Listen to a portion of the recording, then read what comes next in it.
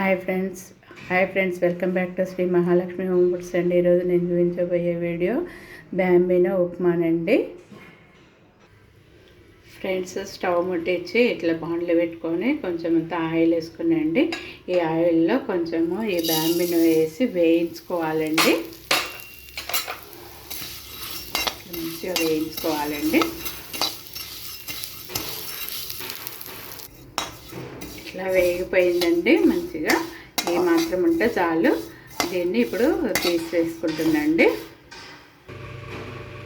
ఇప్పుడు బాండ్లు పెట్టుకొని ఇట్లా మళ్ళీ బాండ్లు పెట్టుకొని కొంచెము నూనె వేసుకొని పోపు గింజలు వేయాలండి. పోపు గింజలు వేసి కొంచెం వేగినాక ఇప్పుడు కొంచెం అంతా శనగపప్పు వేసుకోవాలండి. ఇది కూడా కొంచెం వేగాలండి.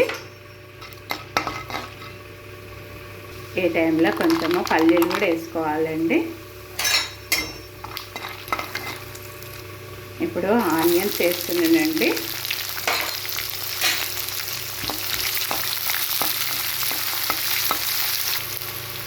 పచ్చిమిర్చి కూడా వేస్తున్నానండి.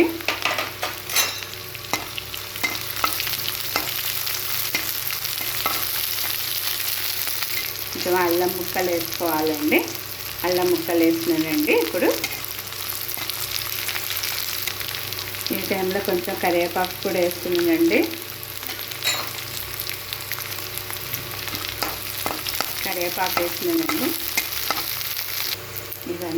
ఇవన్నీ వేసినాం కదా, కొంచెం మగ్గాలి కదా, అందుకని ఇట్లా మూత పెట్టేసుకుంటున్నానండి. నేను మంచిగా మగ్గుతున్నాయండి. మంచిగా మగ్గినవి. ఇప్పుడు వాటర్ పోసుకుందామండి.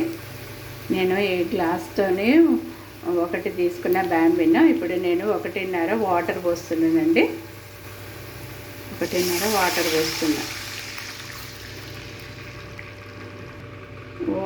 1.5 వాటర్ పోసినాయి కదా, ఇది బాగా మరగాలండి. మీ టేస్ట్కి తగినంత సాల్ట్ వేసుకోండి. నేను సాల్ట్ వేస్తున్నా. ఇది మరగాలి. బాగా మరుగుతుంది కదండి. ఇట్లా మరుగుతుంది కదా. ఇది మరిగినాక ఇప్పుడు బ్యాంబినో వేస్తానండి. బ్యాంబినో వేస్తున్నానండి.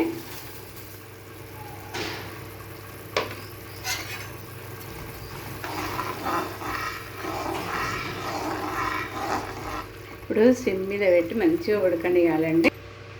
మూత తీసి చూద్దామండి. ఇప్పుడు మూత తీసి చూస్తే మంచిగా అయిపోయిందండి. సూపర్ అయిపోయింది. ఇప్పుడు దీన్ని ఒకసారి కలుపుకుందామండి. మంచిగా వాటర్ అన్నీ ఇంకిపోయినవి. మంచిగా ఉడికింది కూడా మనకు. ఇది రెడీ అయిపోయిందండి. ఒక సర్వింగ్ బౌల్లోకి తీసి చూపిస్తానండి. ఇలా మన బ్యాంబినో ఉప్మా రెడీ అయిపోయిందండి. నా వీడియో చూసి మీరు కూడా ఇలా చేసుకోండి. నా వీడియోకి ఒక లైక్ చేయండి, షేర్ చేయండి, సబ్స్క్రైబ్ చేయండి. బాయ్.